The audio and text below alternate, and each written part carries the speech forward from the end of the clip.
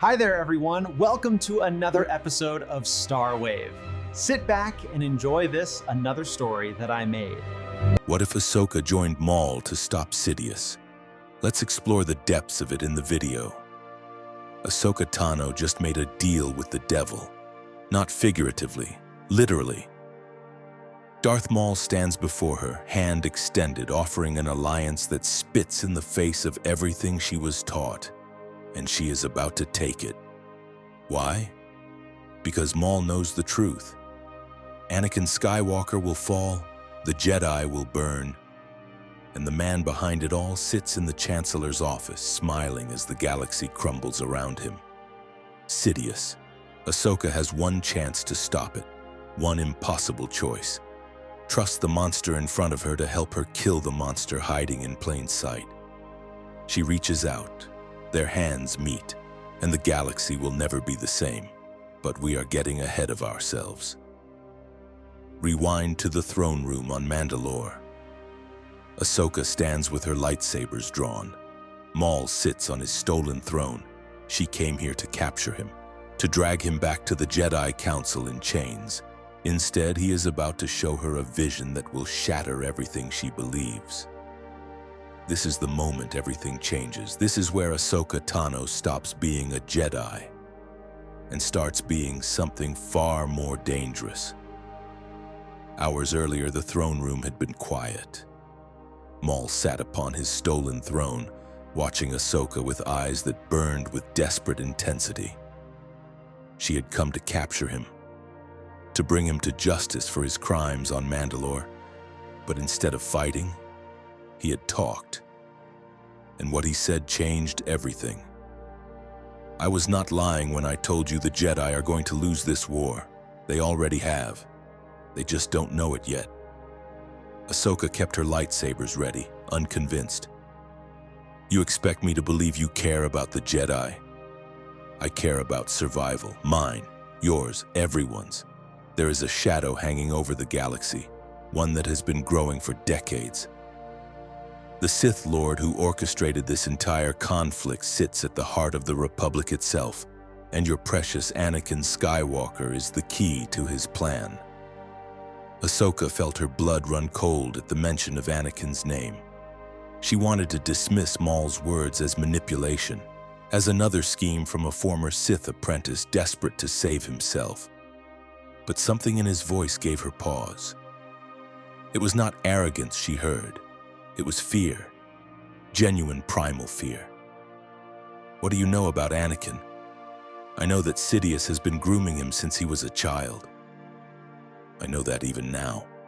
The Dark Lord whispers in his ear, twisting his attachments into chains. Your friend is being prepared for something terrible, Tano. He will become the instrument of the Jedi's destruction. Ahsoka shook her head, but doubt crept into her heart. She had seen Anakin's darkness herself, his anger, his possessiveness, the way he sometimes looked at the galaxy as if it owed him something. No, Anakin would never turn against the Jedi. He would never hurt the people he loves. Maul leaned forward, his yellow eyes boring into hers. Love is exactly what Sidious will use against him. His attachment to Senator Amidala, his fear of loss, his resentment of the Council's distrust, all of it has been carefully cultivated. When the time comes, Anakin will be given a choice, and he will choose wrong, unless someone stops it. The silence stretched between them. Ahsoka's mind raced through memories. Anakin's fury when he thought she might be executed, his obsession with Padmé's safety, the way he had slaughtered the Tusken Raiders who killed his mother. She had made excuses for all of it, telling herself it was just passion, just the intensity that made him such a great Jedi. But what if it was something else? What if it was a path being laid before him, one dark step at a time? Show me. The words left her mouth before she could stop them. Show me what you've seen. Maul's expression flickered with something like hope. He extended his hand, not in attack, but in offering. Ahsoka hesitated for only a moment before reaching out with the Force, touching the edges of his consciousness. What she saw there shattered her world. Fire, the Jedi temple burning against the Coruscant night sky. Bodies in the hallways, younglings and masters alike cut down without mercy. And at the center of the carnage, a figure in black robes, a blue lightsaber dripping with the blood of his former family. She could not see his face, but she knew the presence. She would know it anywhere. Anakin, her brother in all but blood, walking through the temple he had called home, leaving nothing but death in his wake. The vision shifted. She saw the galaxy transformed, freedom crushed beneath an iron fist.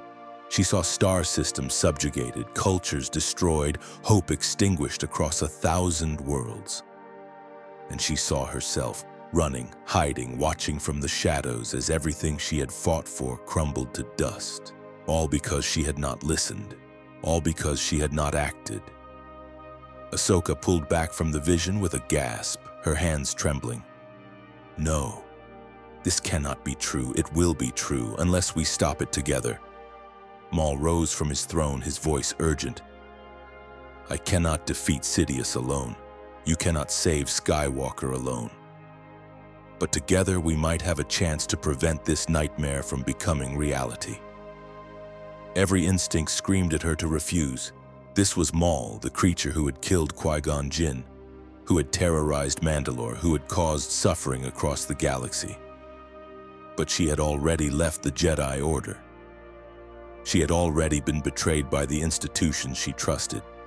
And if what Maul showed her was even partially true, then the alternative was unthinkable. If what you say is true, if Sidious is really behind everything, then we end this together. But understand this, Maul, I am not your apprentice. I am not your ally in whatever schemes you have for power. We have one goal and one goal only. Stop Sidious and save Anakin. Everything else is secondary. Maul smiled, but it was not the predatory grin of a Sith. It was the expression of a drowning man who had just spotted land. Agreed. Now we should prepare. When Sidious makes his move, we will need to be ready. They never got the chance to prepare. The first sign was a flicker in the Force, a ripple of darkness spreading across the galaxy like a stone dropped in still water. Then the clone troopers raised their weapons. Commander Rex's voice came through Ahsoka's communicator, but something was wrong. His words were mechanical, devoid of the warmth she had always known. Execute Order 66. Ahsoka barely had time to ignite her lightsabers before the first volley of blaster fire erupted. The clones who had fought beside her for years, who had bled with her and trusted her with their lives, now turned their weapons on her without hesitation. She deflected bolt after bolt, her mind reeling from the sudden betrayal. Beside her, Maul moved with savage efficiency. His crimson blade carved through the ranks of clone troopers, showing no mercy. It's begun. The voice in her ear was Maul's, projected through the Force. Sidious has activated his contingency. Every clone in the galaxy is now an enemy of the Jedi. Rex. Ahsoka searched desperately for her friend among the attacking soldiers. She spotted him advancing with the others, his blaster raised, his eyes empty of recognition. Rex, fight it. You know me, I'm your friend. Her words had no effect. Rex continued to fire, his shots precise and deadly. Ahsoka deflected each one, unable to bring herself to strike back. This was not his fault. Something had been done to him, something that overrode his free will. Maul grabbed her arm, pulling her toward the corridor. There is no time for sentiment. We must escape. I am not leaving him. Ahsoka yanked free of Maul's grip and charged toward Rex, ducking under his fire. She tackled him to the ground, pinning his arms as he struggled against her. Rex, listen to me. You have a chip in your head. It's controlling you. You have to fight it. Something flickered in Rex's eyes, a moment of recognition quickly swallowed by the fog of the chip's influence. Good soldiers follow orders. He repeated the phrase like a mantra, his voice straining against some internal struggle. Good soldiers follow orders. No, good men question them. Ahsoka pressed her forehead to his, reaching into the Force. She could feel the chip, a small piece of metal and circuitry lodged in his brain, overriding his will. She pushed against it, not with violence, but with connection, reminding him of who he was. Captain Rex of the 501st. Friend, brother, hero. Rex screamed as the chip's control warred with his own identity. His body convulsed beneath her, and for a terrible moment she thought she had lost him. But then his eyes cleared. Ahsoka. His voice was his own again, rough with pain and confusion. What's happening? There's no time to explain. We need to remove that chip before you lose yourself again. Can you hold on? I'll try. Maul appeared beside them, cutting down 2 clone troopers who had flanked their position. This is touching, but we have more pressing concerns. The entire garrison is converging on us. Then we fight our way out. Ahsoka hauled Rex to his feet, supporting him as another wave of soldiers advanced. Together. The battle through the palace was chaos. Ahsoka and Maul carved a path through the corridors while Rex stumbled between them, alternating between lucidity and the chip's influence. Every few minutes he would raise his weapon toward Ahsoka, only to catch himself at the last moment, his face twisted with the effort of resistance. They reached the hangar to find it swarming with clone troopers. Republic gunships hovered in the air, their weapons trained on the exits. There was no clean escape, no easy path to freedom. We need a distraction. Ahsoka scanned the hangar, searching for options. There, a fuel depot sat near the far wall, crates of explosive materials stacked haphazardly.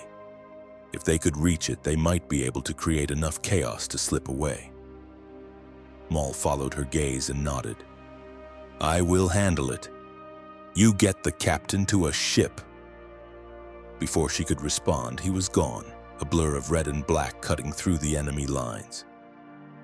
His lightsaber flashed in wide arcs, drawing fire from every direction as he charged toward the fuel depot. Ahsoka did not waste the opportunity. She pulled Rex toward the nearest shuttle, deflecting bolts with one hand while supporting him with the other. They were almost at the ramp when Rex's eyes went blank again. Good soldiers follow orders. He raised his blaster, pressing it against Ahsoka's temple. Her heart stopped. She could not defend herself without releasing him, and if she released him, the other troopers would cut her down. Rex, please. I know you're in there. You're my friend. Remember? Remember Christophsis? Remember Umbara? Remember every battle we survived together? The blaster trembled in his grip. Sweat beaded on his forehead as he fought against the chip's commands. Behind them, an explosion rocked the hangar as Maul reached the fuel depot. The distraction was working, but Ahsoka remained frozen, her fate balanced on the edge of Rex's will. I remember. Rex's voice was barely a whisper, but it was enough. He lowered the blaster and collapsed against her, spent from the effort. Get me to a medical bay. Cut this thing out of my head before I kill you. Ahsoka dragged him up the shuttle ramp just as Maul sprinted toward them, flames licking at his heels. The former Sith leaped through the closing doors and immediately took the pilot's seat, his hands moving across the controls with practiced efficiency. Hold on. He punched the engines to full power, and the shuttle rocketed out of the hangar, leaving the burning palace behind. As they broke atmosphere, Ahsoka finally allowed herself a moment to breathe. She looked out the viewport at the stars stretching around them, then activated the shuttle's communication system. She had to warn Anakin, had to tell him what was happening, what Sidious was planning. But when she reached out through their bond, she felt only darkness. A void where her brother's presence had always been. Anakin. She sent the thought across the void, praying for a response. Anakin, please answer me. Nothing came back, only silence and shadow. In the medbay, Ahsoka worked frantically to remove Rex's chip. She was no surgeon, but she had the Force and a steady hand. Maul stood guard at the door, his eyes fixed on the corridor as if expecting an attack at any moment. The procedure was crude but effective. Ahsoka used the Force to guide the surgical tools, locating the chip and extracting it with careful precision. Rex screamed as it came free, then slumped back on the table, unconscious but alive. When he woke, he would be himself again. Truly himself, for perhaps the first time since the chip had been implanted. "It is done?" Maul asked without turning around. "It's done. He'll need time to recover, but he's free." "Good. We will need every ally we can get." The former Sith finally turned to face her, his expression grave. "I tried to contact my network on Coruscant. The temple is burning. The Jedi are being slaughtered across the galaxy. Sidious has won." Ahsoka felt the words like a physical blow. She had sensed the deaths, the thousands of lights winking out across the Force, but hearing it spoken aloud made it real in a way she had not been prepared for. She sank into a chair, her head in her hands. All those masters, all those Padawans, the younglings, this is the future I showed you. Maul's voice held no satisfaction, only grim certainty. "The only difference is that you and I are still alive to fight back." "And Anakin? What happened to Anakin?" Maul hesitated. "He was at the temple when it fell. Reports suggest he led the attack." A cry of denial rose in Ahsoka's throat, but she choked it back. She had felt the darkness through their bond, had sensed the terrible transformation that had taken place. Maul was not lying. Anakin had fallen. Anakin had become the very monster they had tried to prevent. "Then we failed." "No." Maul crossed to her side, his presence commanding despite his words of defeat. "Sidious has won a battle, not the war. Skywalker may have fallen, but Sidious is not invincible. With the right plan, the right allies, we can still strike at him. We can still end this." Ahsoka looked up at him, seeing the former Sith Lord in a new light. He was a monster himself in many ways, a creature of violence and ambition. But he was also a survivor, someone who had endured unimaginable suffering at Sidious's hands and lived to plot revenge. Perhaps that single-minded determination was exactly what she needed right now. "What do you propose?" "First, we need a base of operations, somewhere the Empire cannot easily reach. Then we need allies, both military and Force-sensitive. My criminal contacts can provide resources and intelligence. You can reach out to any surviving Jedi, and then we hit Sidious where he least expects it. We take away his enforcer. We take away Skywalker." The shuttle jumped to hyperspace, leaving the chaos of Mandalore behind. Ahead lay uncertainty, danger, and the faint hope of redemption.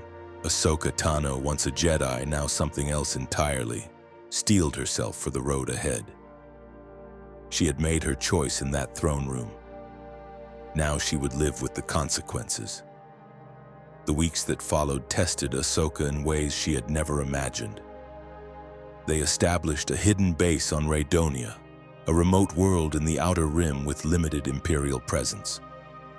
The planet had personal significance for Maul, though he never spoke of why. Ahsoka suspected it had something to do with his past, with the torment Sidious had inflicted upon him, but she did not press. They all had their wounds. Rex recovered slowly but fully. The removal of the chip had left him with headaches and occasional memory gaps, but his mind was his own again. He threw himself into their cause with the determination of a man seeking redemption, even though Ahsoka insisted he had nothing to redeem. The chip had controlled him. The murders committed by his hands were not his responsibility, but Rex could not forgive himself so easily. Every clone who had followed Order 66 was both victim and weapon, and he felt the weight of both. Maul wasted no time in activating his criminal network. Messages went out to the remnants of the Shadow Collective, to Black Sun, to the Pikes, to every organization that owed him favors or feared his wrath. The responses were mixed. Some had already pledged loyalty to the new empire, unwilling to oppose Sidious's overwhelming power. Others were more receptive, especially those who had suffered under imperial crackdowns on the underworld. Within a month, they had a steady stream of credits, weapons, and intelligence flowing to Raydonia. The intelligence was the most valuable resource. Through his contacts, Maul learned that Sidious had consolidated power with terrifying efficiency.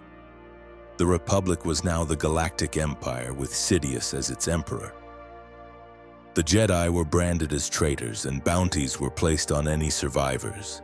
And at the Emperor's right hand stood a new enforcer, a figure in black armor who was whispered about in fearful tones throughout the galaxy. They called him Darth Vader. Ahsoka knew immediately who wore that armor. She felt it through the Force, through the shattered remains of the bond she had shared with Anakin. Her brother was alive, but the man she had known was buried beneath layers of darkness and pain. When she meditated, she sometimes caught glimpses of his new existence, the cold functionality of the armor, the constant agony of his injuries, the seething hatred that had replaced his once bright spirit. It broke her heart every time. You cannot save him. Maul found her after one such meditation, her cheeks wet with tears she had not realized she was shedding. The Anakin Skywalker you knew is dead.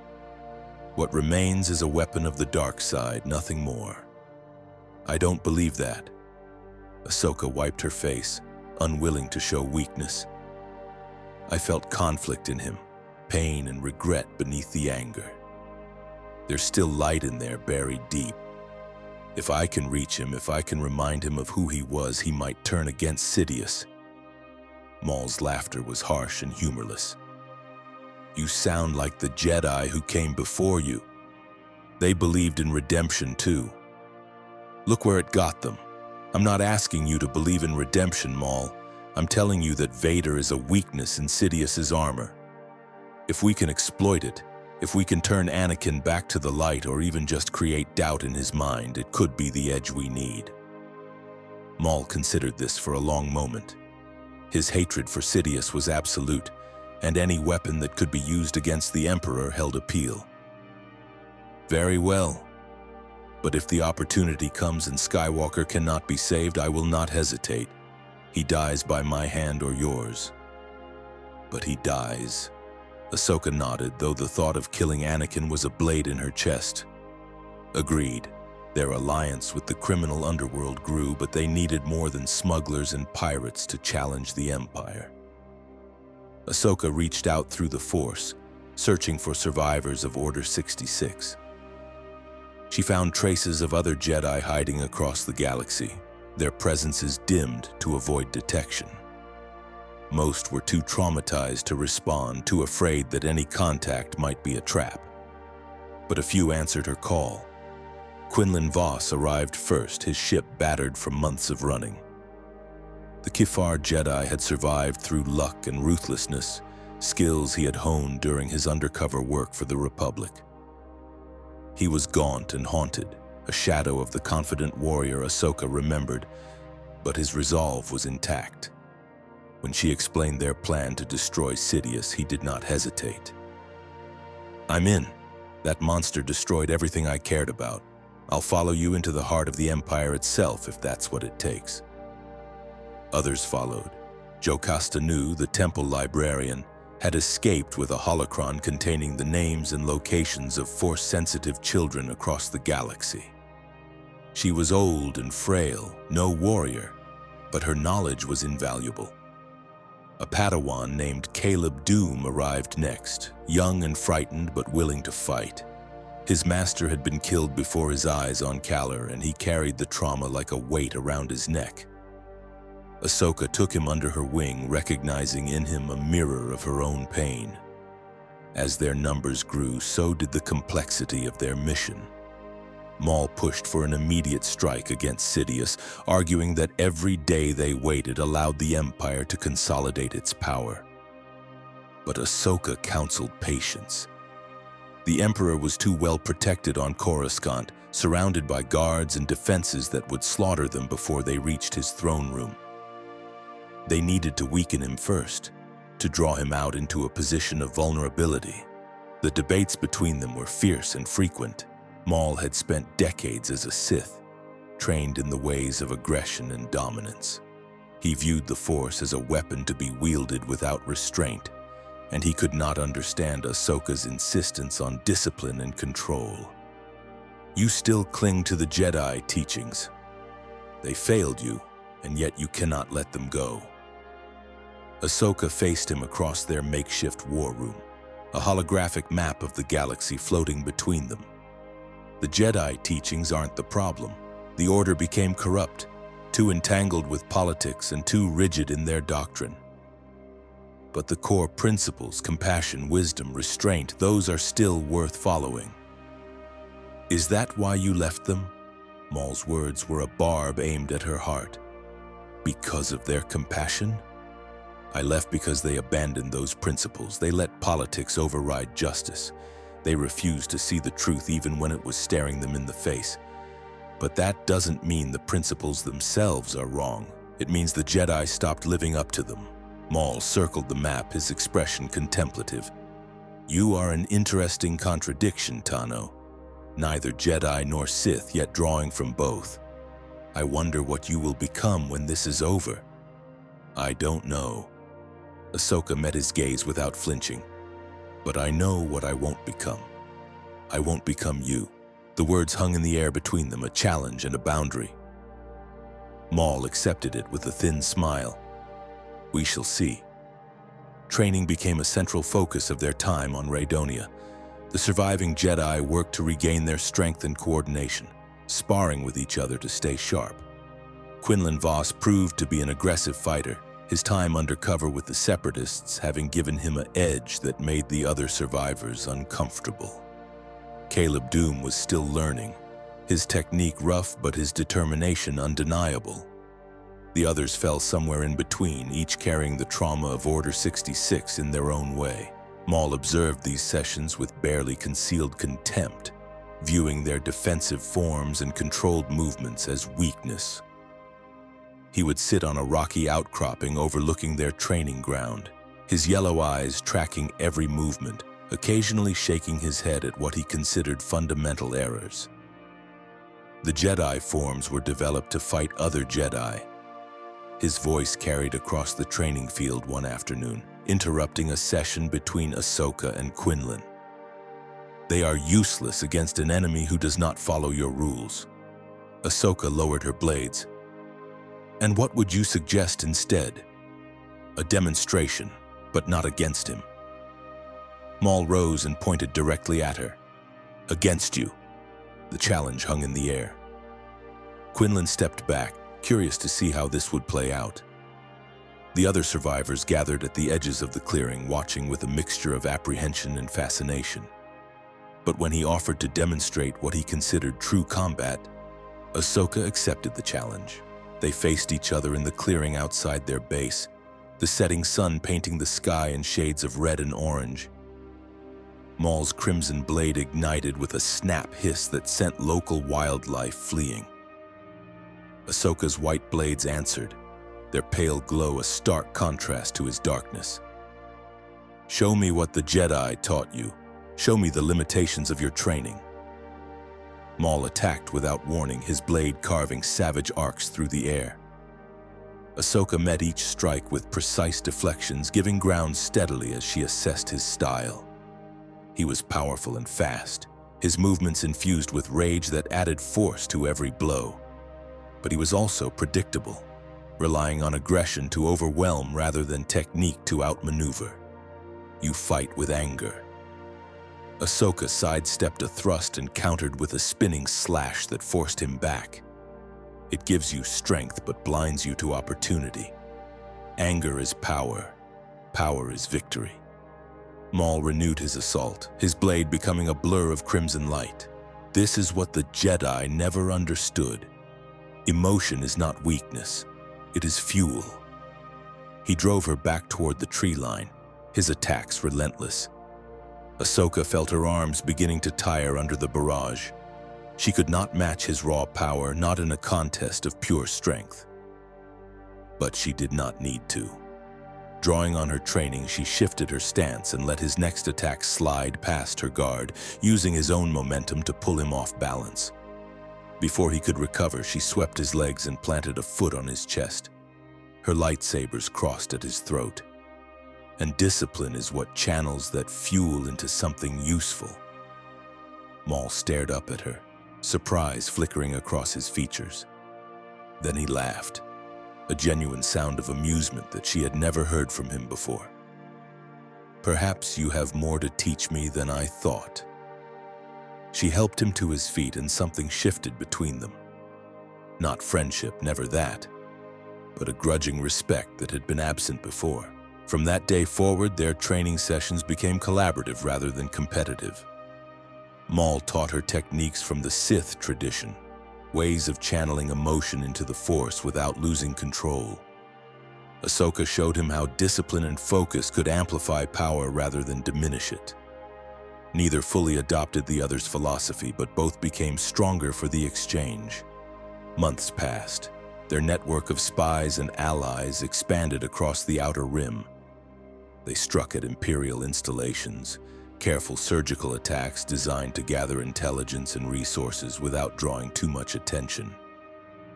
Each success brought them closer to their goal, but it also increased the risk of discovery. The Empire was not blind, and reports of organized resistance eventually reached the highest levels of Imperial command. One particularly crucial mission took them to the spice mines of Kessel, where Imperial prisoners were being worked to death extracting valuable resources. Ahsoka led the infiltration team herself, slipping through the mining complex under cover of darkness while Rex coordinated their extraction from orbit. The prisoners they freed that night included a former Republic intelligence officer named Fulcrum, a code name that Ahsoka would later adopt for her own operations. More importantly, the data they recovered from the facility's computers revealed the full scope of Imperial construction projects, including a massive battle station being built in the Outer Rim. The Death Star, they called it. A weapon capable of destroying entire planets. This changes everything. Ahsoka studied the schematics with growing horror. If they complete this, no one will be able to stand against them. All the more reason to strike now. Maul's voice was urgent. Every day we delay gives them time to build more weapons, train more soldiers, consolidate more power. But Ahsoka shook her head. We're not ready. Even with everything we've built, we can't assault the Imperial Palace. Not yet. Then what do you propose? We need something that will shake the Empire to its foundations. Something that will make people believe resistance is possible. The answer came in the form of intelligence about a weapon even more dangerous than the Death Star. Darth Vader himself. Darth Vader was dispatched to investigate. Ahsoka sensed him before the reports came in. The darkness that had replaced Anakin's light was unmistakable, a beacon of cold fury that she could feel even across light years. He was coming for them, tracking their movements through the Force with the same determination that had once made him the Jedi's greatest champion. She gathered her allies and told them what she had felt. The reactions varied. Quinlan Vos advocated for an ambush, using their knowledge of Vader's approach to set a trap. Rex wanted to flee to preserve their forces for the eventual assault on Sidious. Maul predictably saw an opportunity. This is what we have been waiting for. Skywalker is Sidious's right hand. If we can eliminate him, we cripple the Empire's ability to respond to threats, and we send a message that no one is beyond our reach. We're not ready. Ahsoka shook her head. Vader is more powerful than any of us individually. Even together, we might not be able to defeat him. Together is exactly how we will defeat him. Maul's eyes gleamed with anticipation. You, me, Vos, the others. He cannot stand against all of us at once. Ahsoka wanted to argue, but she knew he was right. They could not run forever. Eventually, Vader would find them, and it was better to face him on their terms than his. More importantly, this might be her only chance to reach Anakin, to break through the darkness that Sidious had wrapped around him. We don't kill him, unless we have no other choice. She made her voice firm, brooking no argument. He's still Anakin underneath all that armor. I have to try to reach him. Maul's expression soured. Your sentiment will get us all killed. It's not sentiment, it's strategy. Ahsoka met his gaze without flinching. A redeemed Anakin Skywalker would be a devastating blow to Sidious, more than his death could ever be. Imagine the symbol that would create, the Emperor's own enforcer turning against him. Maul considered this, his tactical mind overriding his bloodlust. Very well, you will have your chance to reach Skywalker. But if he cannot be turned, I will finish what you cannot. They chose the battlefield carefully. An abandoned mining facility on the moon of Bothawi, far from civilian populations but close enough to their network that reinforcements could arrive if needed. They seeded the tunnels with traps and prepared ambush positions, ensuring that when Vader arrived, he would be walking into a killing ground. Quinlan Voss spent days rigging explosives at key choke points, his experience with sabotage proving invaluable. Caleb worked with Rex to establish defensive positions, learning the art of combined arms tactics that the clone captain had mastered over years of warfare. The other surviving Jedi prepared themselves spiritually, meditating together and drawing strength from their shared connection to the Force. Maul oversaw everything with the cold precision of a predator. He had hunted Jedi before, and now he would use that knowledge to help them hunt a far more dangerous prey.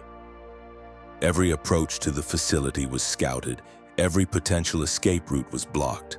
When Vader came, there would be no easy way out. The wait was agonizing. Ahsoka meditated constantly, reaching out through the Force to monitor Vader's approach. She felt him drawing closer, a storm of darkness moving inexorably toward them. And beneath that darkness, she sensed something else. Pain. Endless, overwhelming pain that Vader had learned to transmute into rage. It was the same pain she had felt through their bond after his fall, but amplified 100-fold.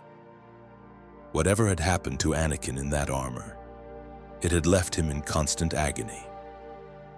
Do you think he knows it's a trap? Caleb asked her during one of her brief breaks from meditation.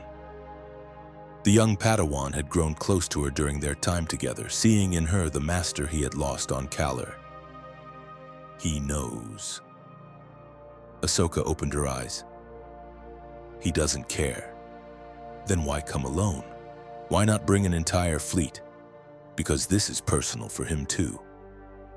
Somewhere in that armor, Anakin remembers what I was to him.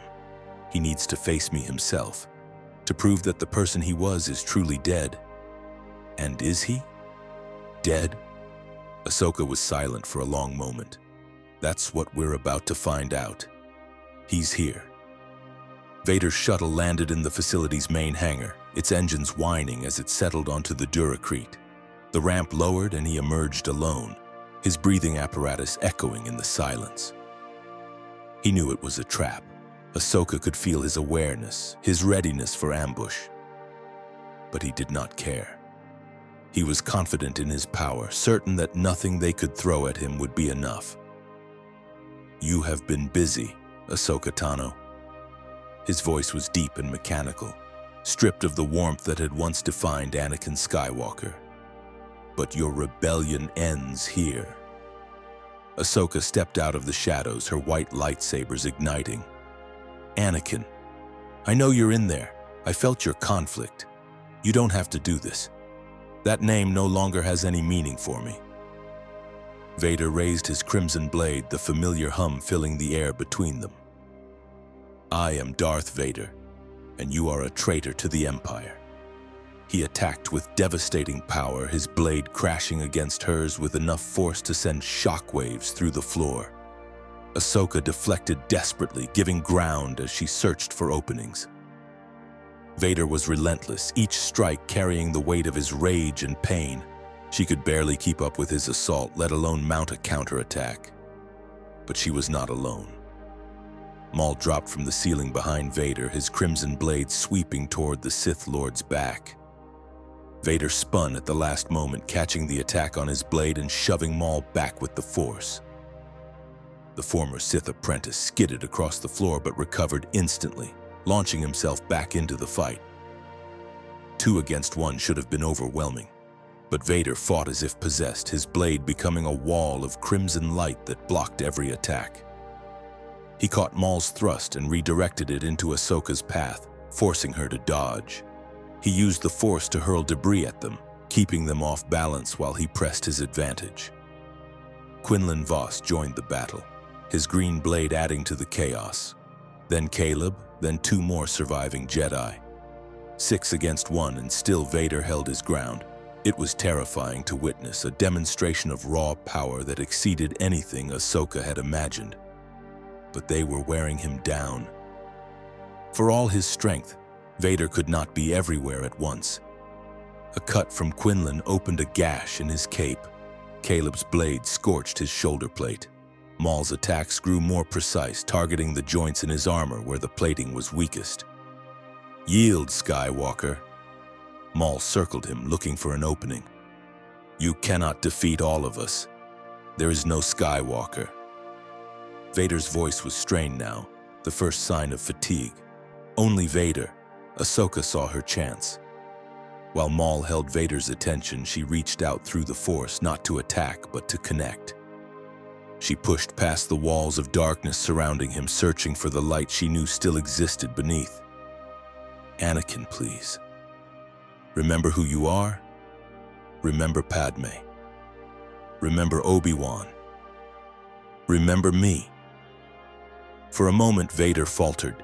His blade slowed and his breathing hitched. Ahsoka felt something stir in the depths of his consciousness, a flicker of the man he had been. He was still in there, buried beneath the weight of his choices, but not entirely gone. "Padme is dead." Vader's voice cracked, the mechanical filter unable to hide the grief beneath. "Because of me. Because of what I became. She's not." Ahsoka pressed harder, sensing that she was finally reaching him. "She survived, Anakin. She's alive." This was true as far as she knew. Her intelligence suggested that Padme had gone into hiding after the rise of the Empire, protected by allies who remained loyal to the Republic. If Anakin believed she was dead, then Sidious had lied to him, used his grief as another chain. "You're lying," but doubt crept into Vader's voice. The shield of anger that protected him wavered, and for just a moment, Ahsoka saw Anakin Skywalker looking back at her through those mechanical lenses. Maul saw the opening and took it. His blade swept toward Vader's neck, aimed to kill. Ahsoka screamed a warning, reaching out with the Force to deflect the blow. She was not fast enough to stop it entirely, but she managed to redirect it from a killing strike to a glancing one. Maul's blade carved through Vader's shoulder instead of his throat, sending sparks and shattered armor flying. Vader collapsed to one knee, his left arm hanging useless at his side. Maul raised his blade for the final blow, but Ahsoka threw herself between them. "Stop!" Maul snarled at her. "Get out of my way, he must die, not like this." Ahsoka kept her blades crossed defensively. "Look at him, he's beaten. Killing him now achieves nothing. Killing him removes Sidious's greatest weapon. It was always the plan. The plan was to give him a chance to turn. I said he could be redeemed." Maul's eyes blazed with fury. "You said if he could not be saved, I could finish him. He cannot be saved. Look at him. He is a broken machine clinging to darkness because it is all he has left. The mercy you would show him is weakness." Behind her, Vader struggled to rise, his damaged arm sparking. Ahsoka felt his confusion, his pain, and something else, a desperate hope that he tried to suppress. "Padme. If she's alive." Ahsoka turned to face him, keeping Maul in her peripheral vision. "She's alive, Anakin. Sidious lied to you. He's been lying to you since the beginning. Everything he promised you, the power to save her, the new order you would build together, it was all manipulation. How do I know you're not the one manipulating me?" Vader's voice was raw, stripped of the cold authority it had held before. "How do I know this isn't another trap? Because I'm not asking you to serve me." Ahsoka lowered her blade slightly, a gesture of trust she knew might cost her life. "I'm asking you to question what Sidious told you, to find the truth for yourself. You were the greatest Jedi I ever knew, Anakin. You were my brother, my teacher, my friend. I didn't come here to destroy you. I came here to bring you home." The silence stretched between them. Maul stood ready to strike, his patience wearing thin. The other Jedi maintained their positions, uncertain how to proceed.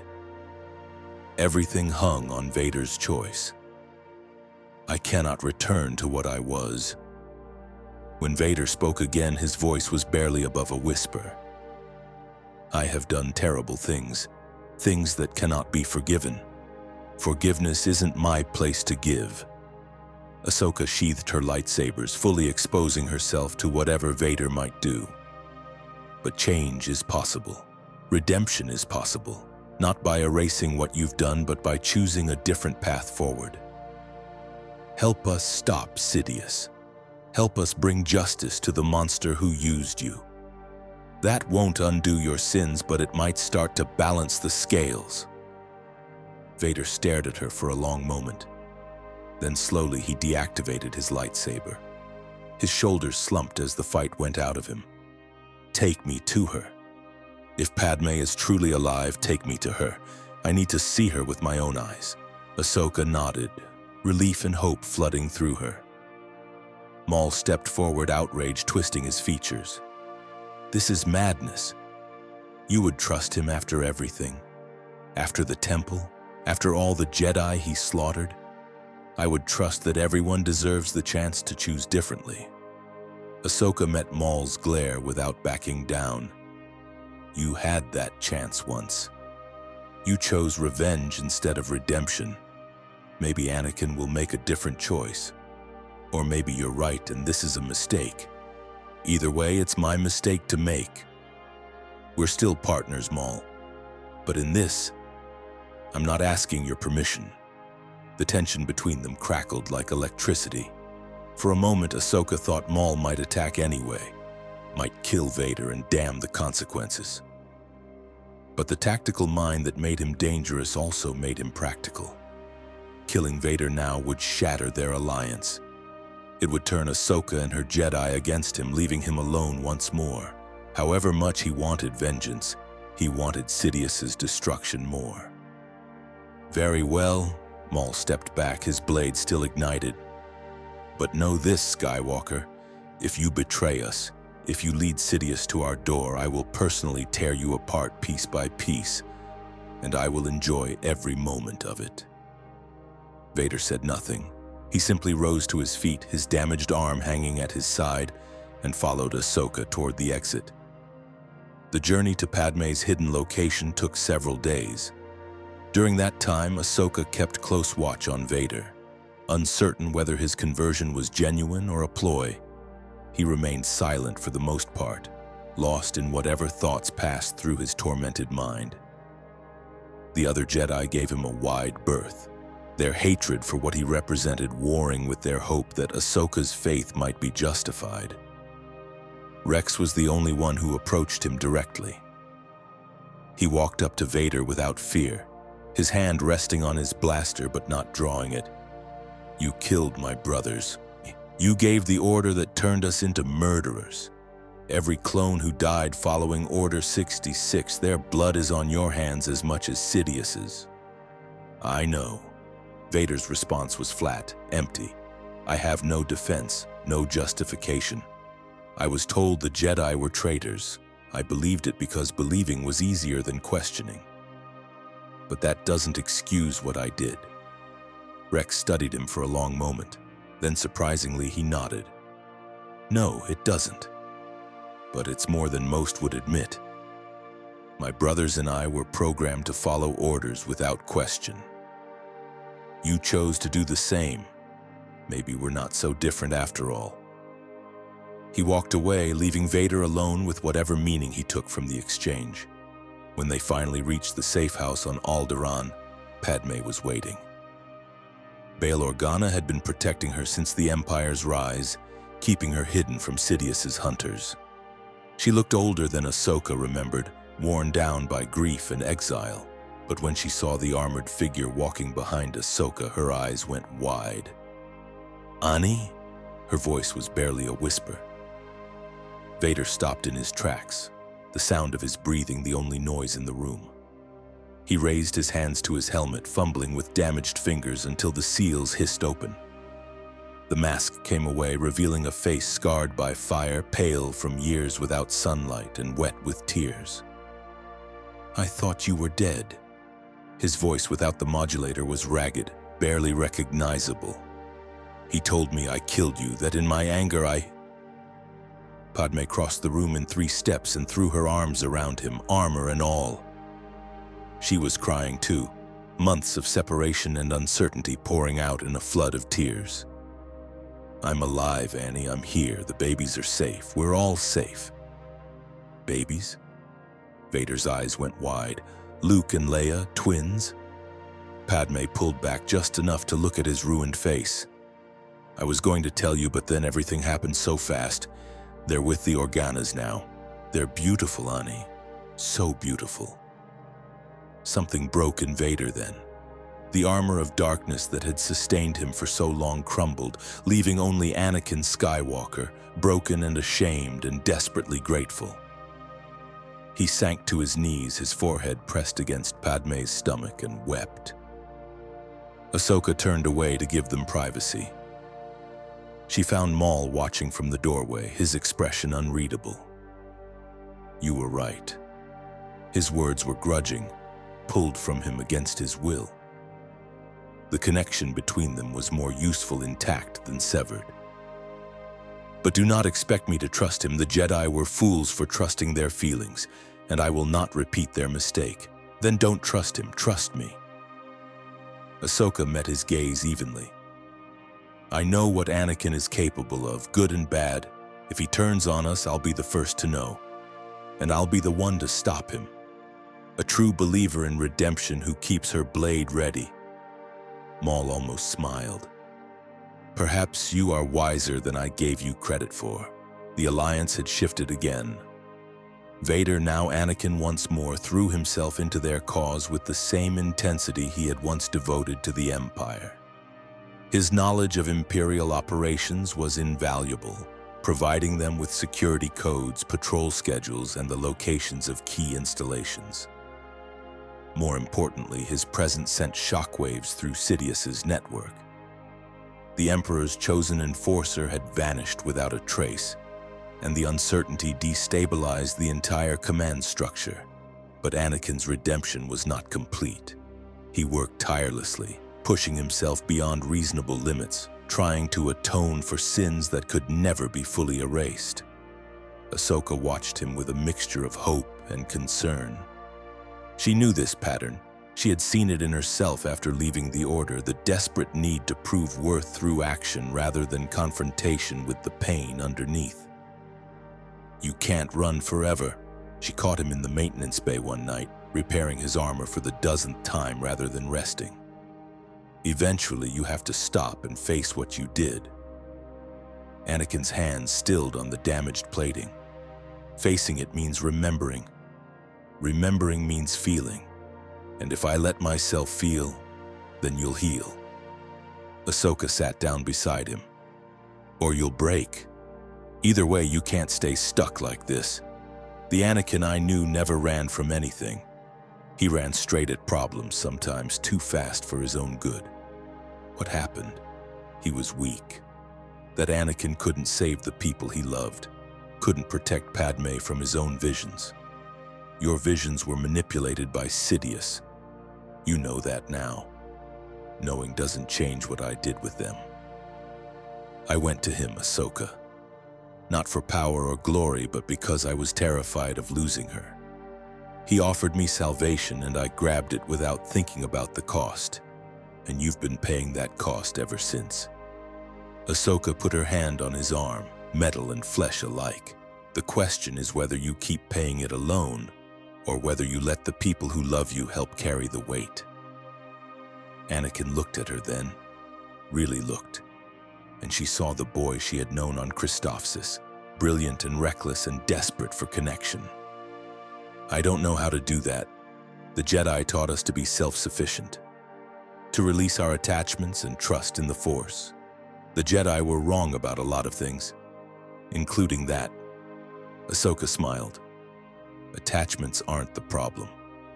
The problem is treating them as weaknesses to be hidden instead of strengths to be nurtured. You loved Padme.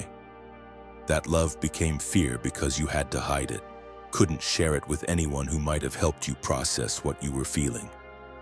And look where that led. I'm not sure the Council would say that proves their point. Maybe their point was wrong from the start. Attachment doesn't lead to the dark side. Fear does. Isolation does. The belief that you have to carry every burden alone because no one else can understand. For a long moment, Anakin was silent. Then slowly he nodded. When I was Vader, the only thing that kept me going was rage.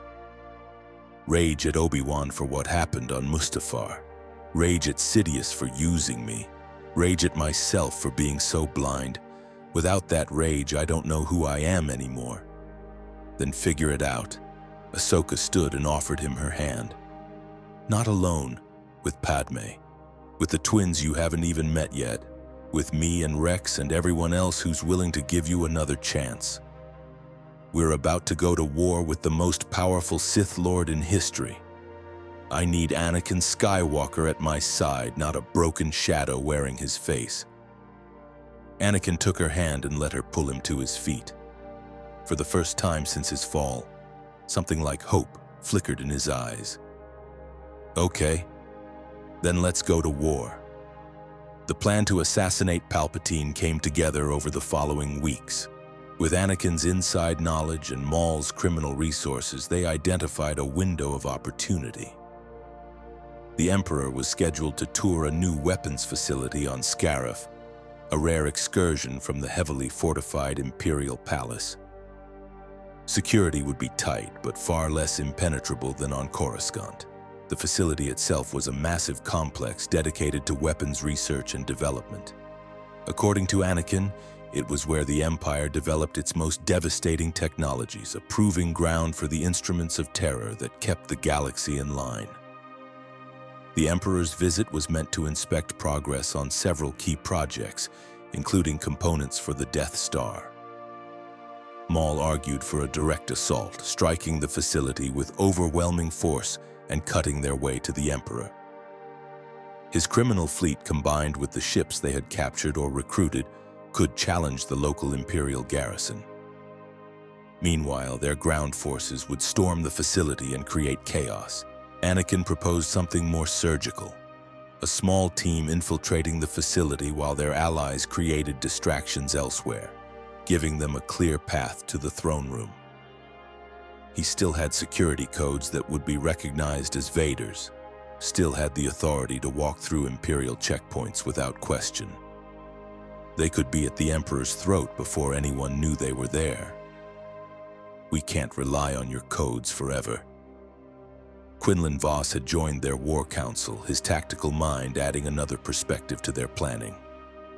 Once Sidious knows you've turned, every access code you have becomes a trap, which is why we use them now, before he can change them. Anakin's voice was firm. This is our best chance. Maybe our only chance. Padme spoke up from the corner of the room. She had been listening quietly, her political instincts processing the situation. What happens after? Assuming you succeed, assuming you kill the Emperor, what then? The Empire won't simply collapse because you cut off its head. We've been building alliances for exactly that reason. Ahsoka gestured to the holographic map showing their network of contacts and safe houses. When Sidious falls, we announce it to the galaxy. We offer an alternative to Imperial rule. We show people that resistance is possible. And if they don't believe you, if the Moffs and Admirals simply fight over the corpse, then we keep fighting. Maul's voice was cold with certainty. We tear the Empire apart piece by piece until there's nothing left. This isn't about replacing one tyrant with another, it's about breaking the system that allowed tyranny to flourish in the first place. After heated debate, they settled on a combination of both approaches. The main force would hit the facility's outer defenses, drawing attention and resources away from the Emperor's location. Meanwhile, Ahsoka, Maul, and Anakin would slip inside using codes and security clearances that Vader's identity still granted. By the time Sidious realized what was happening, they would already be at his door, 3 against 1. Maul's expression was predatory as they reviewed the final details. The odds favor us. Sidious is more powerful than you realize. Anakin's voice was grim. I've seen what he can do when he stops hiding his strength. We can't underestimate him. Then we don't. Ahsoka looked between them. Her 2 former enemies turned unlikely allies. We hit him hard and fast. Don't give him time to catch his breath. Maul, you're the most aggressive. You take point. Keep him on the defensive. Anakin, you know his fighting style better than anyone. Exploit the openings Maul creates, and I'll be looking for the killing blow. Maul nodded approvingly. A sound strategy. But remember what Skywalker said. Sidious has been concealing his true power for decades. What we face in that room may be beyond anything we've encountered before. Then we die trying. Ahsoka's voice was calm, accepting. Some things are worth dying for. The day of the assault came faster than any of them expected. Their fleet, such as it was, dropped out of hyperspace on the edge of the Scarif system. A ragtag collection of criminal vessels, stolen Imperial shuttles, and repurposed Republic cruisers that had survived the transition to Empire. Not enough to take the facility by force, but enough to cause chaos. The battle began with a barrage of turbo-laser fire that took the Imperial defenders by surprise. Fighters scrambled to meet the threat, and ground forces mobilized to defend key installations. In the confusion, a single shuttle slipped through the defensive perimeter and landed in a maintenance hangar on the facility's eastern edge.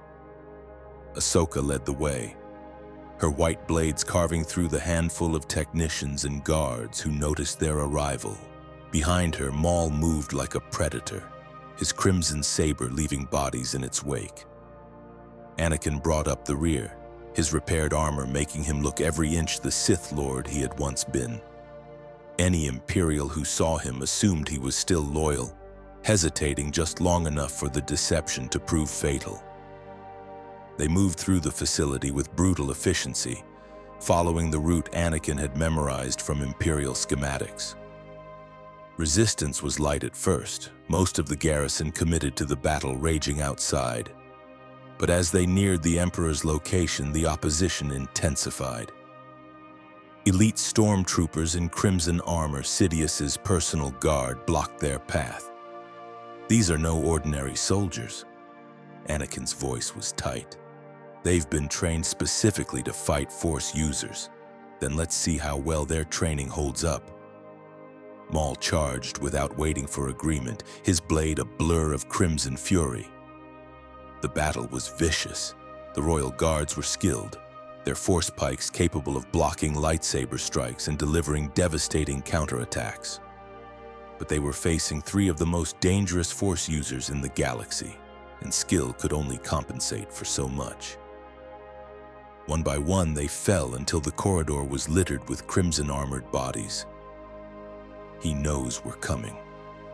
Ahsoka felt Sidious's presence pulsing through the Force, a beacon of darkness that seemed to grow stronger with every step. He's drawing power from somewhere, from the dark side itself. Anakin's expression was grim behind his mask. He's been preparing for this moment his entire life. Everything he's done, every scheme and manipulation has been building toward a confrontation with anyone who might challenge his rule. Then let's not keep him waiting. The doors to the throne room slid open, revealing a space that had been hastily converted from a conference room to something grander. Holographic displays lined the walls, showing the battle raging outside. At the center of the room, seated on an improvised throne, Emperor Palpatine waited. He looked ancient, far older than when Ahsoka had last seen him. The dark side had consumed his features, leaving behind a corpse-like visage with yellow eyes that burned with malevolent intelligence. But his voice, when he spoke, was the same cultured tone that had once charmed the entire Senate. Ahsoka Tano, Darth Maul, and my wayward apprentice returned at last. He rose from his throne, dark robes billowing. I must admit I'm impressed. Few have ever made it this far. Your reign ends today, Sidious. Maul's blade ignited, casting crimson shadows across the room. I've waited decades for this moment, decades spent failing. Sidious's smile was cruel. You were always the weakest of my apprentices, Maul. Useful as a weapon, but lacking the vision to be anything more. Did you really think you could succeed where so many others have failed? Maul's response was a roar of fury as he launched himself at the Emperor. His blade swept in vicious arcs, each strike powerful enough to cleave through durasteel. But Sidious moved with impossible speed, producing a crimson saber of his own and deflecting every attack with contemptuous ease. Ahsoka and Anakin joined the assault, flanking Sidious from opposite sides. Three blades now pressed the Emperor, forcing him to divide his attention. For a moment, it seemed like their strategy was working. Sidious gave ground, retreating toward the windows as their combined assault pushed him back. Then he stopped retreating. Lightning erupted from his fingertips, a storm of pure dark side energy that threw all three of them back. Maul slammed into a wall hard enough to crack the plating. Ahsoka skidded across the floor, her muscles spasming from the electrical discharge. Only Anakin remained standing, his armor absorbing the worst of the attack. Disappointing. Sidious advanced on them, lightning still crackling around his hands. I had hoped you would provide more entertainment. Anakin met the next barrage with his blade, the energy dancing along the crimson edge. He pushed forward step by agonizing step, closing the distance between them.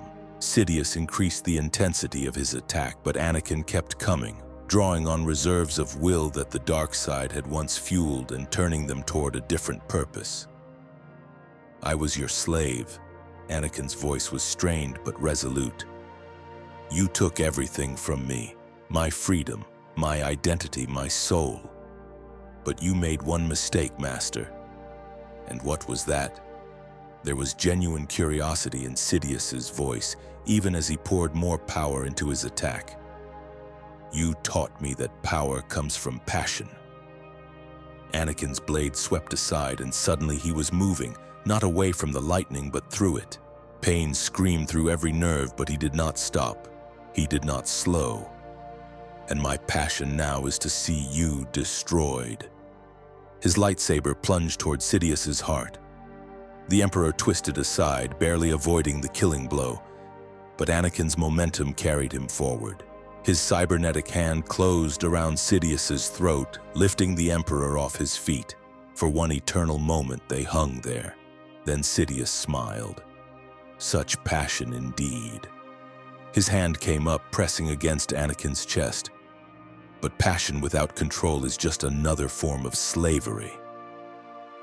The Force blast threw Anakin across the room, through the window, and out into the void beyond. Ahsoka screamed as she felt him falling, tumbling through the air toward the facility's surface far below.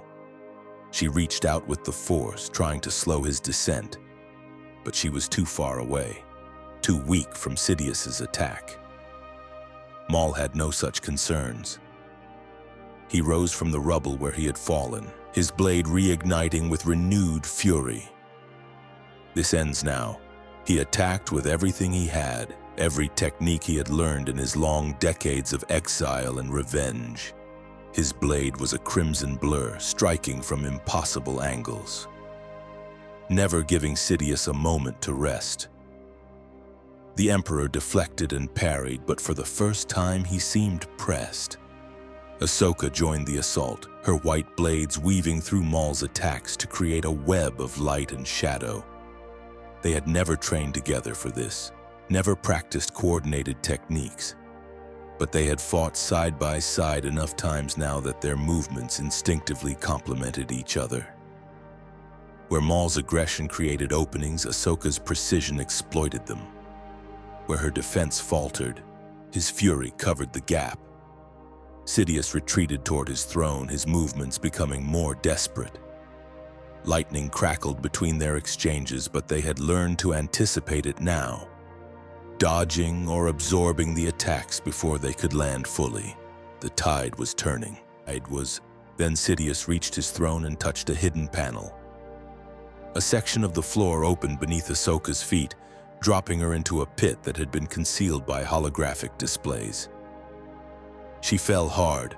The wind knocked from her lungs, and when she looked up, the ceiling was already closing above her. Maul was alone with Sidious now. The Emperor's smile had returned, predatory and confident. One against one, just as I always preferred.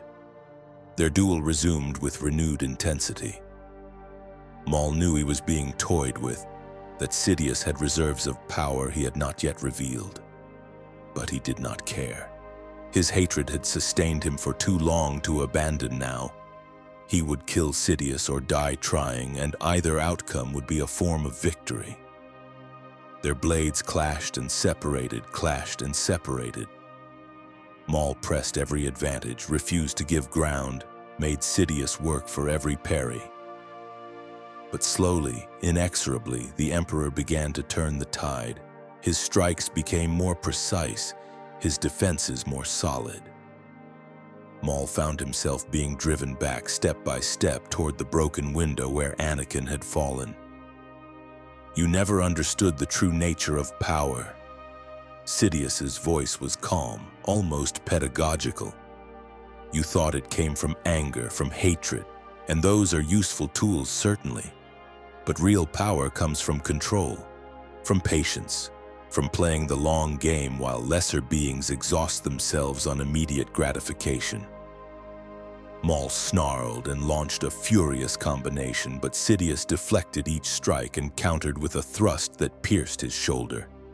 Pain blossomed through his torso, but Maul refused to fall. He gripped his lightsaber tighter and swung again. This time, Sidious simply stepped aside. His hand came up and lightning enveloped Maul's body. The former Sith screamed as electricity coursed through him, his muscles seizing, his heart struggling to maintain rhythm. A pity. Sidious walked toward him, lightning still flowing from his fingertips. You could have been so much more. But in the end, you were just another failure, another discarded tool. The lightning intensified. Maul felt his life draining away, darkness creeping in at the edges of his vision. This was the end. After everything he had survived, everything he had endured, he would die here, at the feet of the master he had always hated. Then the floor beneath Sidious exploded upward. Ahsoka rose from the pit like a avenging angel, her white blades carving through the debris. She had used the Force to create a path, compressing the air beneath her into a platform of pure kinetic energy. Sidious barely had time to turn before her lightsaber was at his throat, but he was still faster. His hand came up, deflecting her blade, and his own weapon swept toward her head. She ducked, rolled, came up striking. They exchanged a flurry of blows so fast that the eye could barely follow, each one seeking an opening that would end the fight. Maul dragged himself to his feet, his damaged body screaming in protest. He could barely stand, let alone fight. But he could see that Ahsoka was tiring too.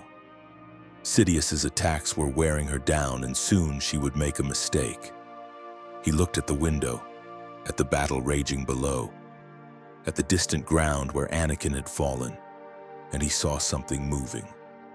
A figure in black armor, damaged but functional, was scaling the facility's outer wall. The fall had not killed Anakin Skywalker. Nothing could kill Anakin Skywalker, it seemed. Not the Jedi, not the Sith, not even a tumble from the top of a weapons installation.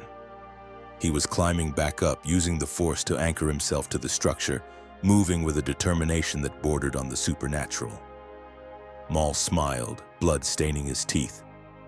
"Ahsoka! Keep him busy. Help is coming." Sidious heard him and glanced toward the window. That moment of distraction cost him. Ahsoka's blade swept low, slicing through his calf and dropping him to one knee. He roared in pain and fury, lightning exploding from his hands with enough force to throw her back against the wall. But she had bought enough time. Anakin burst through the shattered window, his lightsaber igniting as he flew through the air. He landed between Sidious and Ahsoka, his blade catching the Emperor's next attack and throwing it aside. "You should have made sure I was dead." Sidious rose to his feet, favoring his injured leg. "Resilient to the last. I always admired that about you, Vader. My name is Anakin Skywalker." He advanced, his blade flashing. "And you took everything from me. My mother, my wife, my children, my soul. Today I take it back." Their duel was a thing of terrible beauty. Master against former apprentice, each knowing the other's techniques and tendencies. They fought through the wrecked throne room, their blades casting shadows and light across the walls. Sidious was more powerful, but Anakin fought with a desperation that transcended mere strength. The Emperor's Sorasu was impeccable, a wall of crimson energy that deflected every attack Anakin threw at him. But Anakin had learned from his time as Vader, had refined his aggression into something more controlled and devastating. He switched between forms fluidly, keeping Sidious guessing, never letting him settle into a comfortable rhythm. Force powers flew between them. Sidious hurled furniture and debris, trying to overwhelm Anakin with sheer volume.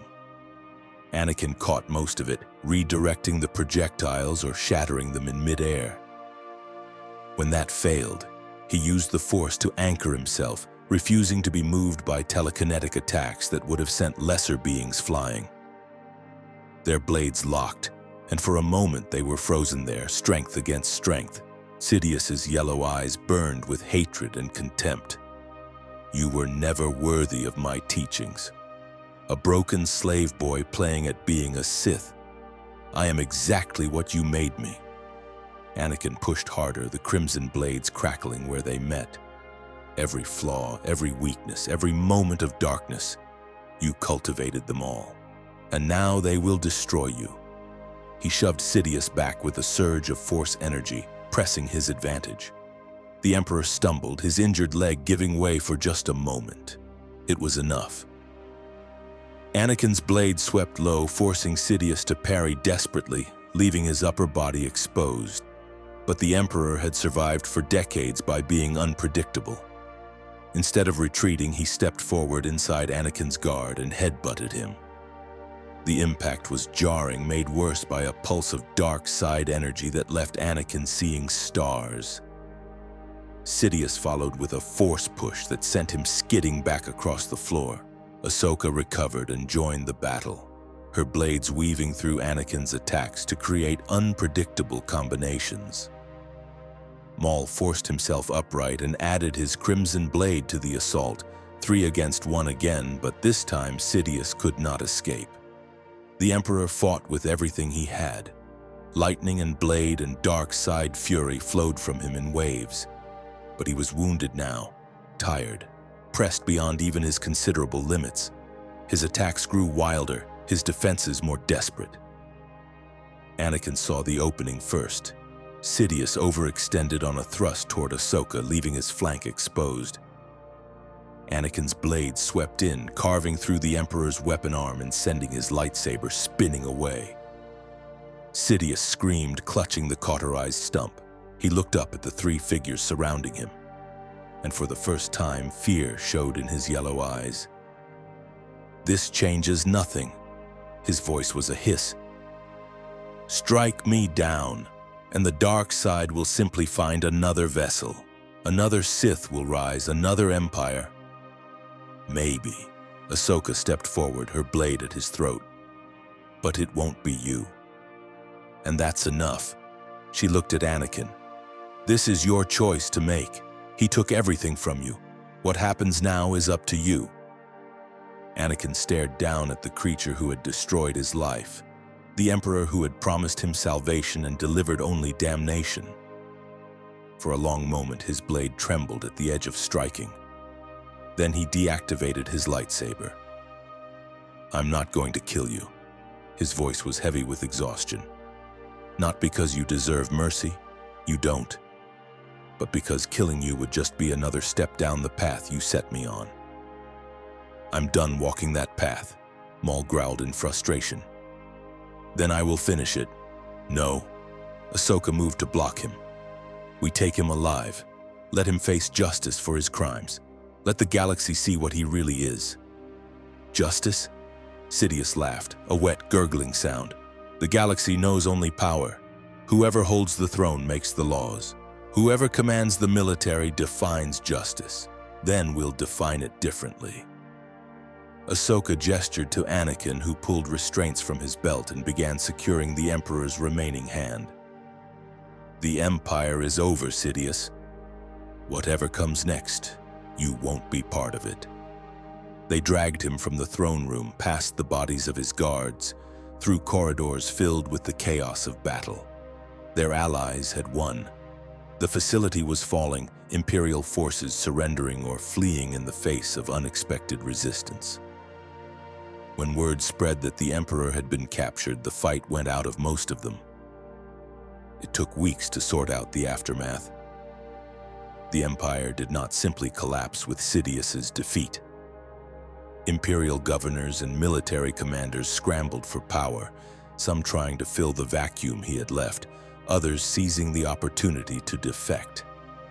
The galaxy descended into fragmented conflict, different factions claiming legitimacy or simply grabbing what territory they could. Grand Moff Tarkin attempted to rally the Imperial military under his command, declaring himself regent of the Empire until a proper successor could be determined. His cold efficiency and iron will made him a formidable opponent, and for a time it seemed like the war would simply continue under new management.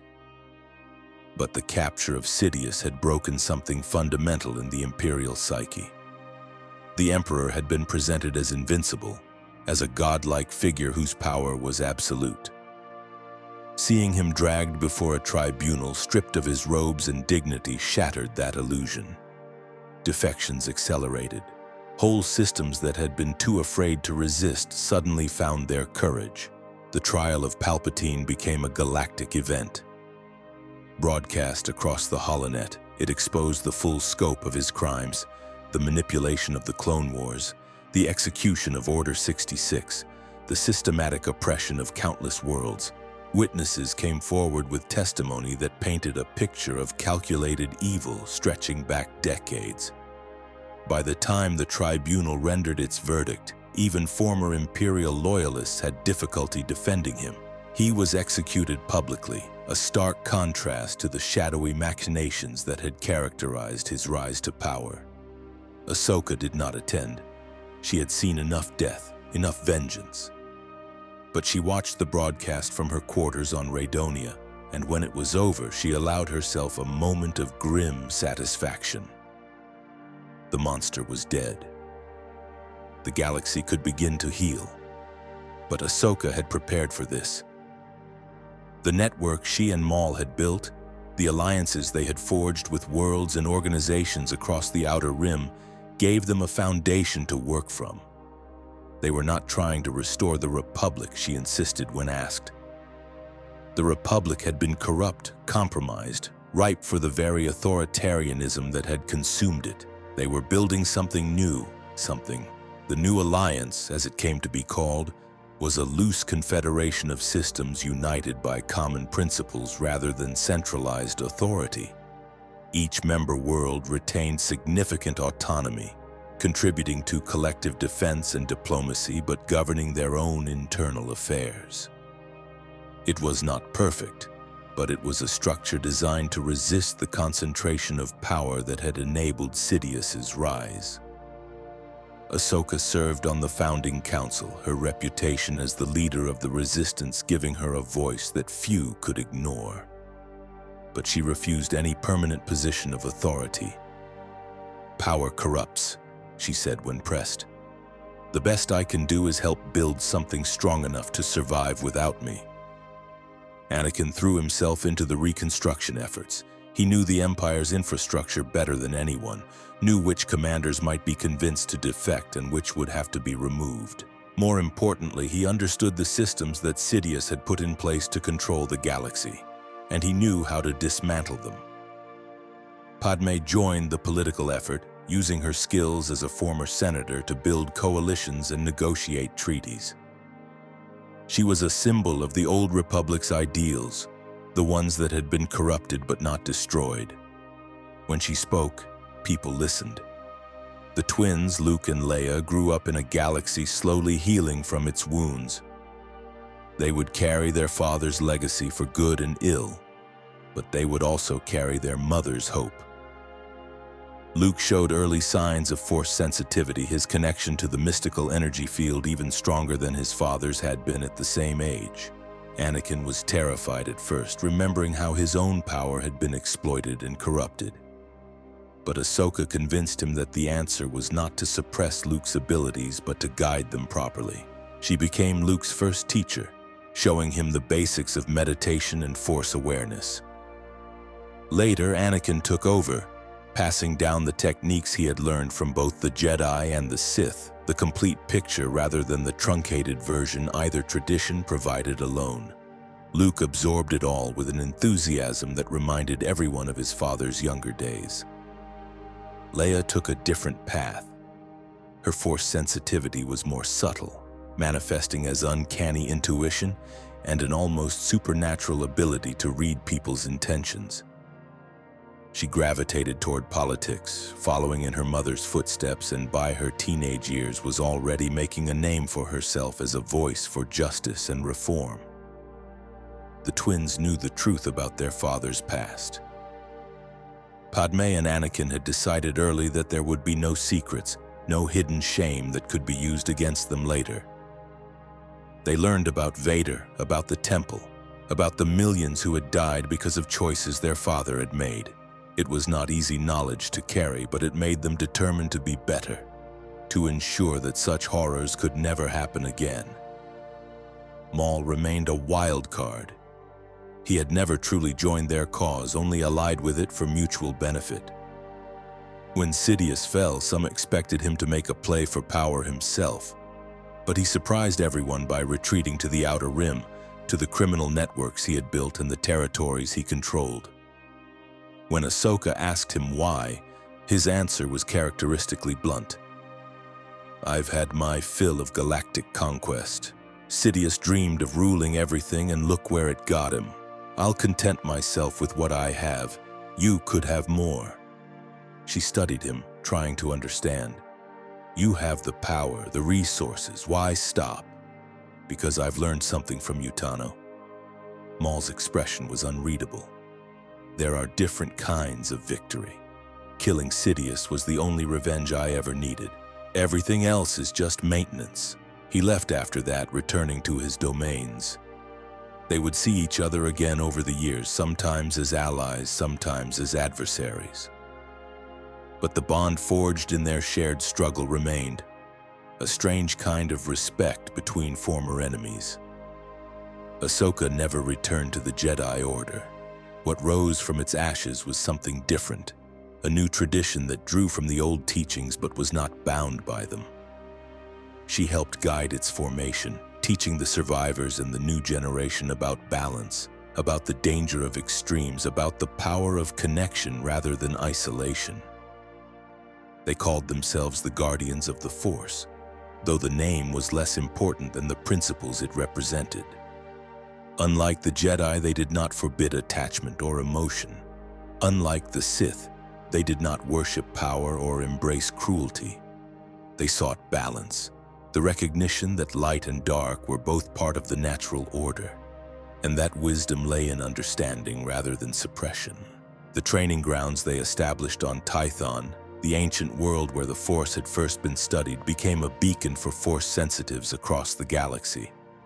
Some were survivors of Order 66, old Jedi looking for a new purpose. Others were young people just discovering their abilities, searching for guidance in a galaxy that had once hunted their kind. All were welcome, regardless of background or species, as long as they came with sincere intentions. Caleb Doom became one of the Order's most dedicated teachers, his own experience as a hunted Padawan giving him unique insight into the challenges faced by new students. Quinlan Voss served as their chief investigator, using his psychometric abilities to track down dark side artifacts and neutralize threats before they could cause harm.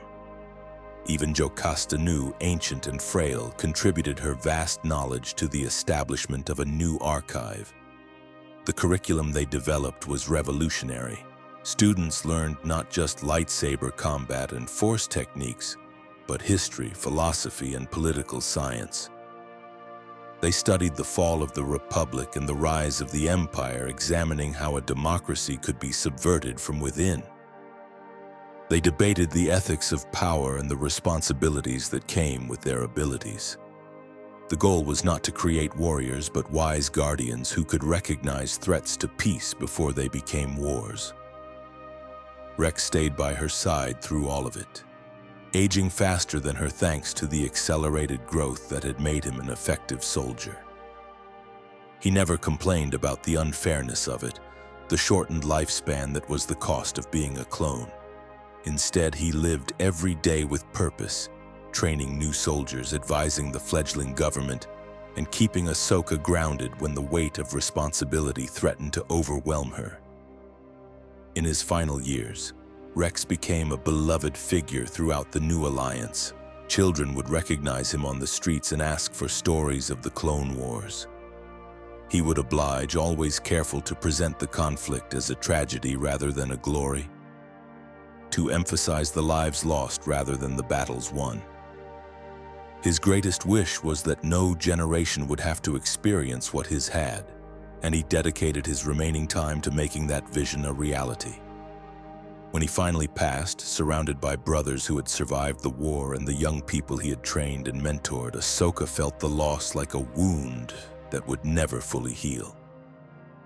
She spoke at his memorial, her voice steady despite the tears on her cheeks. "Captain Rex was the finest soldier I ever knew," she said. "Not because of his combat skills, though those were formidable, but because he never stopped questioning, never stopped growing, never stopped fighting for what was right. He was born to be a weapon, but he chose to be a person. That choice, that defiance of the purpose others had designed for him, was his greatest victory." The clone troopers who attended the ceremony, their hair gray now and their movements slowed by age, stood at attention as his body was cremated. Many of them had served under Rex during the war. All of them owed him something, whether it was their freedom from the chips or their sense of purpose after the Empire's fall. His legacy would live on in them, and in the galaxy he had helped to save. But she also felt gratitude for the years they had shared, for the difference he had made. Years turned to decades. The galaxy stabilized, not perfect but healing. The Empire became a memory, then a lesson, then a warning taught to children about the cost of fear and the value of vigilance.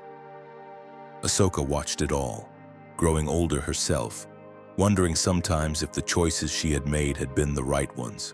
She was meditating one evening in a garden she had cultivated on a world far from the centers of power, when she felt a familiar presence approaching. The Force signature was older now, tempered by years and wisdom, but she would know it anywhere. The garden had become her sanctuary over the decades. She had planted every tree, every flower, every blade of grass herself, using the Force to help them grow and flourish. It was a place of peace, far removed from the politics and conflicts that still occasionally flared across the galaxy. Here she could simply exist, connected to the living force without the weight of responsibility. The evening air was warm and fragrant with the scent of blooming flowers. 2 moons hung low on the horizon, casting silver light across the meditation circle she had constructed from river stones. She had been reaching out through the Force, touching the countless lives that stretched across the galaxy, feeling the pulse of existence that connected all living things. When Anakin arrived, she did not rise from her meditation. She simply opened her eyes and smiled. Anakin. She watched him settle onto the stones across from her, his movements slower than they had been in his youth, but still graceful. It's been a while. Too long. He looked good, she thought. The armor was gone, replaced by simple robes that reminded her of the Jedi he had once been. His face was still scarred, would always be scarred. But the haunted look had faded. The yellow of the Sith had long since left his eyes, replaced by the clear blue she remembered from Christophsis. There was gray in his hair now, and lines around his eyes, but they were the marks of laughter and wisdom rather than pain. The garden suits you. He looked around appreciatively, taking in the careful arrangement of plants and water features. I can feel the peace here, the balance. It took a long time to create. Ahsoka gestured at the space around them. When I first came here, the ground was barren. Nothing would grow. I had to learn patience, had to work with the Force rather than trying to dominate it. Sounds like a metaphor. Everything is a metaphor if you look at it the right way. They sat in comfortable silence for a moment, the evening breeze rustling through the leaves. Finally, Anakin spoke again.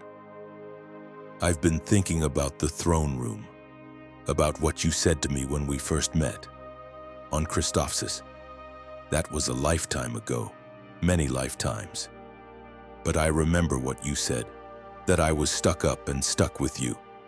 And I've been thinking about what stuck with means.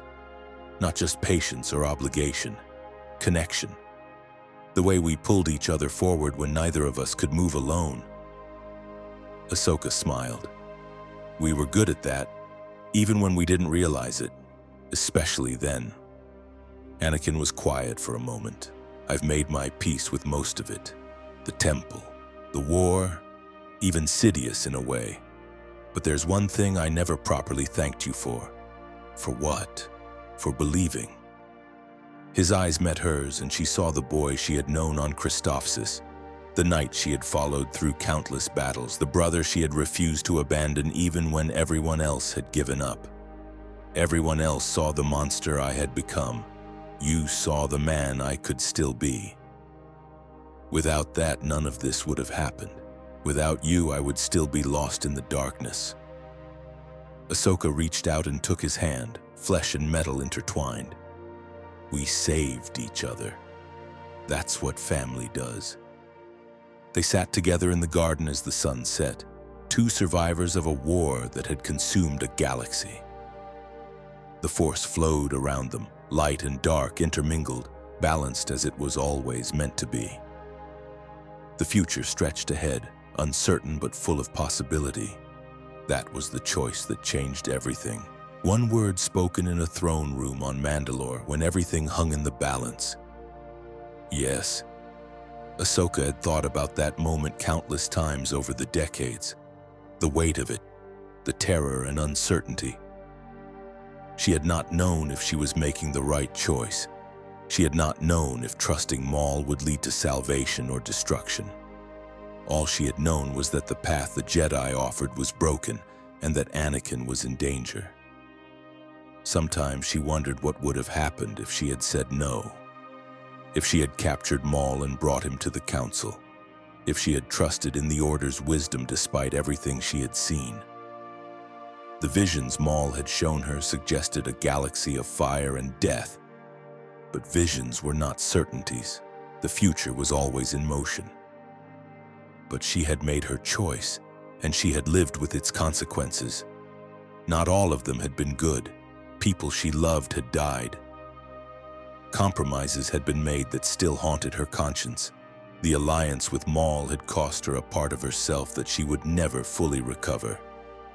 And yet, looking at the galaxy now, looking at the peace that had been built from the ashes of war, she could not bring herself to regret it. The Empire had fallen. The Sith were gone. A new generation was rising, one that had known neither the Clone Wars nor the tyranny of Palpatine. They would face their own challenges, their own temptations, their own moments of choice. But they would face them in a galaxy that was free. And from that single word, a different galaxy was born. That's our theory. The Star Wars universe is a galaxy filled with exciting stories and possibilities, and we love exploring them. If you want to accompany us on this journey to a galaxy far, far away, then please like, share, and subscribe to our channel.